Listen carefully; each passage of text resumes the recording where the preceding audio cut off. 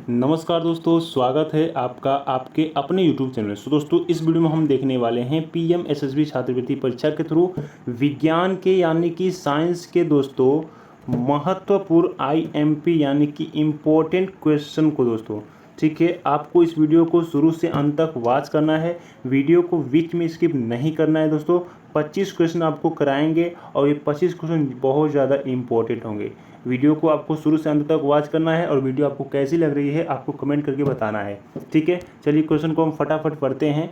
ठीक है, तो यहाँ देखिए क्वेश्चन पहला आता है कि मैग्नीशियम धातु का वायु में जलना एक उदाहरण है। किसका उदाहरण है दोस्तों? पहला है भौतिक परिवर्तन का, सेकंड ऑप्शन है रासायनिक परिवर्तन का, थर्ड ऑप्शन है उत्क्रमणीयता का और फोर्थ ऑप्शन कहता है कि इनमें से कोई नहीं। तो याद रखिएगा दोस्तों, मैग्नीशियम धातु का वायु में जलना एक किसका उदाहरण है? तो रासायनिक परिवर्तन का उदाहरण है। आपका सेकेंड ऑप्शन सही होगा। चलिए नेक्स्ट क्वेश्चन देखिएगा। अगला क्वेश्चन है कि लौह चूड़ पर तनु हाइड्रोक्लोरिक अम्ल डालने से क्या होता है? लौह चूड़ पर तनु हाइड्रोक्लोरिक अम्ल डालने से क्या होता है दोस्तों? रिएक्शन देखिएगा। रिएक्शन देखिए, ये है आपका लौह चूड़ यानी कि फेरम है और इस पर हम क्या डालेंगे?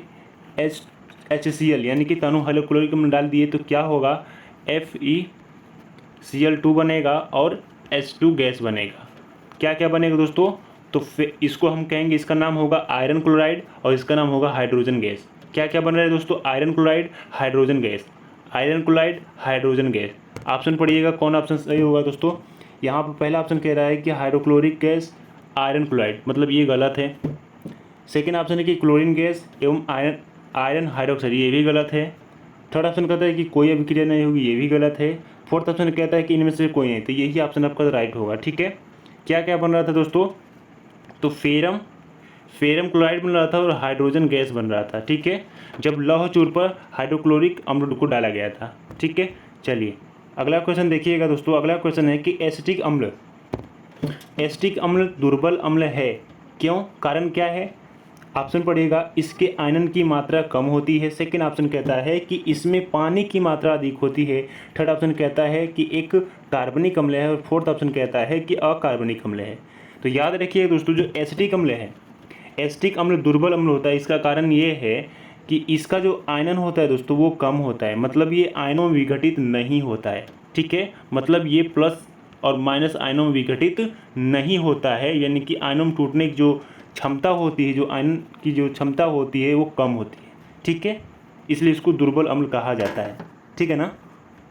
इसका सूत्र क्या होता है दोस्तों? एसिटिक अम्ल का सूत्र होता है CH3COOH। ओके, चलिए अगला क्वेश्चन देखिएगा दोस्तों। अगला क्वेश्चन देखिएगा तो नेक्स्ट क्वेश्चन है दोस्तों, यहाँ आप देखिए सल्फ्यूरिक अम्ल में अम्लीय हाइड्रोजन परमाणु की संख्या होती है। सल्फ्यूरिक अम्ल में क्वेश्चन है दोस्तों कि सल्फ्यूरिक अम्ल में, आप स्पष्ट देखिएगा क्वेश्चन को। सल्फ्यूरिक अम्ल में जो अम्लीय हाइड्रोजन होता है तो अम्लीय हाइड्रोजन परमाणु की संख्या कितनी होती है दोस्तों? तो ये देखिए आपका सल्फ्यूरिक अम्ल का सूत्र है H2SO4। ठीक है, तो इसमें कितने हाइड्रोजन दोस्तों? 2 हैं ना, तो यही आपका ऑप्शन सही होगा, यानी कि पहला ऑप्शन सही होगा। ठीक है ना दोस्तों, पहला ऑप्शन आपका क्या होगा? राइट होगा। ठीक है, चलिए अगला क्वेश्चन देखिएगा। नेक्स्ट क्वेश्चन है कि फफोलेदार तांबे में कॉपर की प्रतिशत मात्रा है।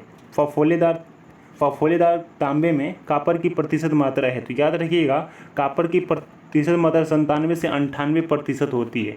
ठीक है, और 2% जो है अपद्रव्य होता है। किसमें? फफोलेदार तांबे में। ठीक है ना, तो ये ऑप्शन यहाँ पर पहला आपका राइट होगा।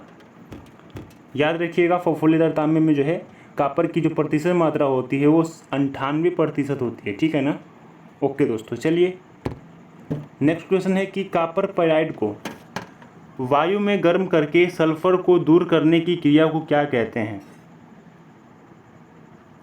कॉपर पाइराइड को वायु में गर्म करके सल्फर को दूर करने की जो प्रक्रिया है उसको क्या कहते हैं दोस्तों? तो याद रखिए, इसको कहते हैं हम निस्तापन कहते हैं। ठीक है, क्या कहते हैं दोस्तों? निस्तापन कहते हैं।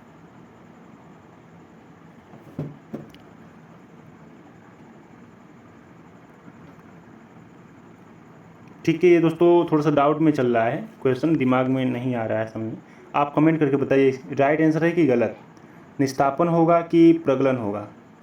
ठीक है, इसी दोनों में से कोई होगा, आप कमेंट करके बताइए, ठीक है।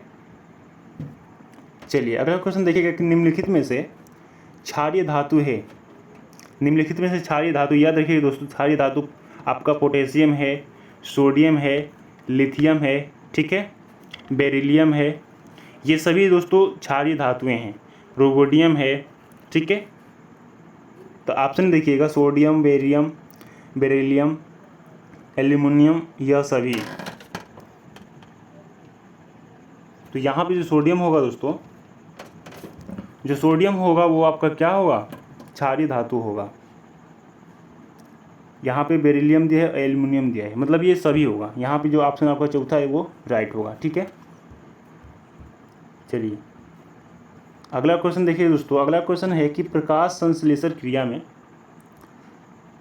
यहाँ पे हाँ, अब देखिए दोस्तों, प्रकाश संश्लेषण क्रिया में ऑक्सीजन गैस निकलती है। जो प्रकाश संश्लेषण क्रिया होती है दोस्तों, तो उसमें जो है ऑक्सीजन गैस कहाँ से निकलती है। ऑप्शन है कार्बन डाइऑक्साइड से, सेकंड ऑप्शन है जल से, थर्ड ऑप्शन है वायु से, और फोर्थ ऑप्शन है हरित से, यानी कि जो क्लोरोफिल होता है उससे। तो याद रखिएगा, जो प्रकाश संश्लेषण में जो ऑक्सीजन निकलता है वो कहाँ से निकलता है, तो जल से निकलता है, यानी कि ऑप्शन आपका सेकंड सही होगा। अगला क्वेश्चन है कि पादपों में वायु प्रदूषण कम करने की प्रक्रिया क्या कहलाती है। वायु प्रदूषण को कम करने की जो प्रक्रिया है वो क्या कहलाती है दोस्तों, तो प्रकाश संश्लेषण कहलाती है, ठीक है। चलिए अगला क्वेश्चन है कि स्वपोषी पोषण के लिए आवश्यक है। ऑप्शन पढ़िए, कार्बन डाइऑक्साइड, क्लोरोफिल, सूर्य का प्रकाश, उपयुक्त सभी। तो याद रखिएगा दोस्तों, इसका जो राइट आंसर होगा, स्वपोषी पोषण के लिए क्या क्या आवश्यक है, तो कार्बन डाइऑक्साइड और जल का आवश्यकता है, ठीक है, क्लोरोफिल भी चाहिए, सूर्य का प्रकाश भी चाहिए, मतलब उपयुक्त सभी आपका सही आंसर होगा, ठीक है। चलिए अगला क्वेश्चन दोस्तों, आहार नाल किसके आकार की संरचना है। ठीक है, ये थोड़ा सा अलग क्वेश्चन है, तो याद रखिए आमाशय के लिए, ठीक है, क्योंकि जो आहार नाल है वो कहाँ पे किससे जाकर मिलता है, तो आमाशय से जाकर मिलता है। ये थोड़ा सा उटपटांग क्वेश्चन था, समझ में नहीं आ रहा है तो उसको वही होगा, ठीक है, टाइपिंग में थोड़ा सा मिस्टेक होगा। मनुष्य में दूध के दांतों की संख्या कितनी होती है, तो याद रखिएगा मनुष्य में दूध के दांतों की संख्या होती है 20, ठीक है, यानी कि 20।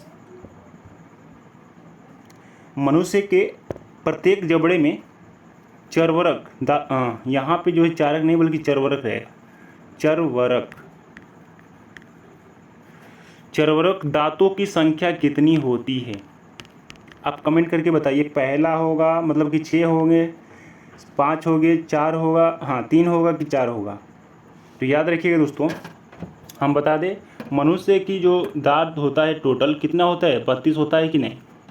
उसमें से 2 है, उसमें से 4 जो है कृंतक होता है, 4 कृंतक, हाँ कृंतक होता है, और 2 रदनक होता है दोस्तों, रदनक, 2 रदनक होता है। इसके अलावा 4 जो है दोस्तों वो होता है आपका अग्रचर्वरक, हाँ अग्रचर्वरक, चर्वरक, और 6 क्या होते हैं आपके चर्वरक होते हैं, ठीक है, 6 चर्वरक होते हैं, 6 चर्वरक होते हैं, ठीक है। चर्वरक कितने होते हैं, 6 होते हैं। तो आपका जो राइट आंसर होगा यहाँ पे पहला ऑप्शन आपका सही होगा, याद कर लीजिएगा दोस्तों, ठीक है। 16 दांत ऊपर होते हैं, 16 दांत नीचे होते हैं, ठीक है। 4 कृंतक होते हैं, 2 रदनक होते हैं, 4 अग्रचर्वरक होते हैं, और 6 क्या होते हैं, तो चर्वरक होते हैं। तो ये है देखिए 10 4, हाँ 10 6 16, ठीक है, 16 दूनी की 32, ओके। चलिए अगला क्वेश्चन है कि जो मस्तिष्क है उत्तरदायी है सोचने के लिए। पहला ऑप्शन कह रहा है कि सोचने के लिए, सेकंड ऑप्शन है कि हृदय स्पंदन के लिए, थर्ड ऑप्शन है शरीर को संतुलन बनाने के लिए, उपरोक्त सभी। तो याद रखिए उपरोक्त सभी ऑप्शन सही होगा, ठीक है ना। चलिए ऑक्सीटोसिन का स्राव कहाँ से होता है, तो जो ऑक्सीटोसिन का स्राव कहाँ से होता है दोस्तों, तो याद रखिएगा पिट्यूटरी ग्रंथि से, यानी कि पीयूष ग्रंथि से, ठीक है। पिट्यूटरी ग्रंथि को पीयूष ग्रंथि भी कहा जाता है, ठीक है। ठीक है दोस्तों। चलिए, तो ऑक्सीटोसिन का स्राव कहाँ से होता है? पिट्यूटरी ग्रंथि से, याद रखिएगा, इंपॉर्टेंट क्वेश्चन दोस्तों, ठीक है ना। किस हार्मोन की कमी से मधुमेह रोग होता है? तो याद रखिएगा दोस्तों, जो मधुमेह रोग होता है किसकी कमी से? तो इंसुलिन की कमी से होता है, ठीक है दोस्तों। चलिए, नेक्स्ट क्वेश्चन है दोस्तों कि थायरोक्सिन हार्मोन की कमी से क्या होता है? थायरोक्सिन हार्मोन की कमी से क्या होता है? तो याद रखिएगा, घेंघा रोग होता है, ठीक है। कौन सा रोग होता है दोस्तों? घेंघा रोग। चलिए, अगला क्वेश्चन देखिएगा दोस्तों। नेक्स्ट क्वेश्चन है, ये क्वेश्चन थोड़ा सा गलत है, ठीक ना, आप इसको ध्यान दीजिए। समतल दर्पण की फोकस दूरी होती है, तो याद रखिएगा, समतल दर्पण की जो फोकस दूरी होती है दोस्तों, वो क्या होती है? अनंत होती है। समतल जो दर्पण होता है एकदम खड़ा होता है, इसकी फोकस दूरी अनंत होती है, ठीक है ना। चलिए, मानव नेत्र द्वारा किसी प्रतिबिंब बनता है। कह रहा है कि मानव नेत्र द्वारा जो प्रतिबिंब बनता है कैसा बनता है, मतलब किस पर बनता है, ठीक ना, किस पर बनता है, ठीक है। कार्निया बनता है, पुतली बनता है, रेटिना बनता है, इनमें से कोई नहीं। याद रखिएगा, जो मानव नेत्र है उसके द्वारा जो प्रतिबिंब बनता है वो कहाँ पे बनता है? रेटिना पर, जिसको हम दृष्टि पटल भी कहते हैं, ठीक है ना। और वो वास्तविक बनता है, उल्टा बनता है, ठीक है ना दोस्तों। चलिए, स्वस्थ आँख के लिए दूर बिंदु होता है, तो स्वस्थ आँख के लिए दूर बिंदु होता है वो अनंत होता है, ठीक है ना। ओके दोस्तों। और निकटतम बिंदु की बात करें, न्यूनतम बिंदु की, तो वो होता है 25 सेंटीमीटर। ओके दोस्तों। चलिए, नेक्स्ट क्वेश्चन देखिएगा। अगला क्वेश्चन है कि दूरदृष्टि दोष के कारण प्रतिबिंब बनता है। मतलब दूरदृष्टि दोष, जिस व्यक्ति को दूरदृष्टि दोष होता है तो उसके द्वारा प्रतिबिंब कहाँ बनता है? रेटिना के पीछे बनता है, रेटिना के आगे बनता है, कहीं नहीं, रेटिना पर बनता है। तो याद रखिएगा, दूर दृष्टि दोष से पीड़ित व्यक्ति का जो प्रतिबिंब बनता है वो रेटिना के पीछे बनता है, ठीक है ना।